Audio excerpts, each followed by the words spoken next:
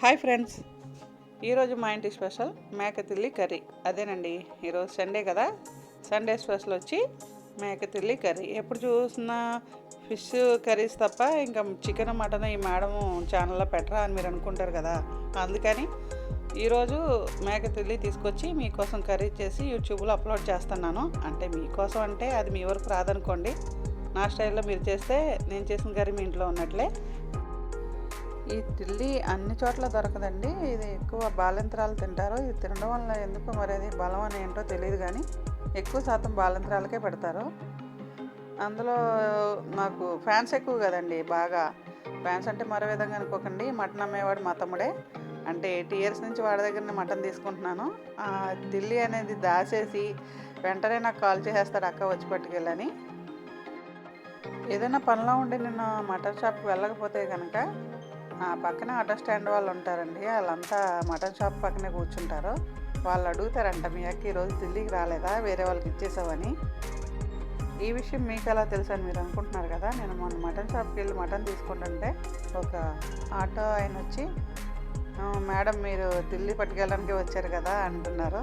దానికోసం వచ్చాను, మీకు ఎలా తెలుసు అండి అని వచ్చిన నవ్వుకుని వాడిని అడిగాను, ఏరా తమ్ముడు నేను రోజు ఢిల్లీ పట్టుకెళ్తానని వాళ్ళకి చెప్పావా ఏంటంటే, ఎప్పుడు అడుగుతారక్క మా అక్క వస్తుందని చెప్తాను అంటాడు. అంటే ఢిల్లీ మీ అక్క తప్ప మాకు ఇవ్వ అని చెప్పి వాళ్ళు నవ్వుకుంటారంట. అది ఎక్కువైతే అందరికీ ఇవ్వచ్చు, మరి అది మేకలో ఒకటే ఉంటుందేమో నాకు తెలియదు, కానీ ఎప్పుడూ తీసి పక్కనే అట్టి పెడతాడండి పాప మా తమ్ముడు నా కోసం. ఈ కర్రీ తినడానికి బాగానే ఉంటుంది కానండి, ఇందులో ఒక మైనస్ ఉంది. ఏంటంటే అది బ్లాక్గానే ఉంటుందండి. అలా చేసినా కూడా ఆ కర్రీ బ్లాక్గానే ఉంటుంది.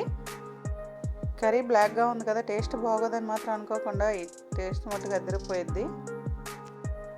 చూసారు కదా కర్రీ ఏ రకంగా చేయాలో ప్రతిదీ కూడా వీడియోలో చూపిస్తూనే ఉన్నాను. నా వీడియో అయితే స్క్రిప్ట్ చేయకుండా మాత్రం పూర్తిగా చూడండి. అందరూ ఏ ఒక్కటి మిస్ అయినా నేను ఉండేటట్టు మీకు అయితే కర్రీ రాదు 100%. అది నేను వండిన కర్రీ ప్రతి ఒక్కటి నేను చేసిన స్టైల్లో మీరు చేస్తే 100కి 100% కూడా టేస్టీగానే ఉంటుంది. ఎందుకంటే నేను సీ ఫుడ్ ఎక్కువ చేస్తుంటాను. వెజ్ అంటే కొంచెం కష్టమే నాకు, అది కూడా చేస్తాను.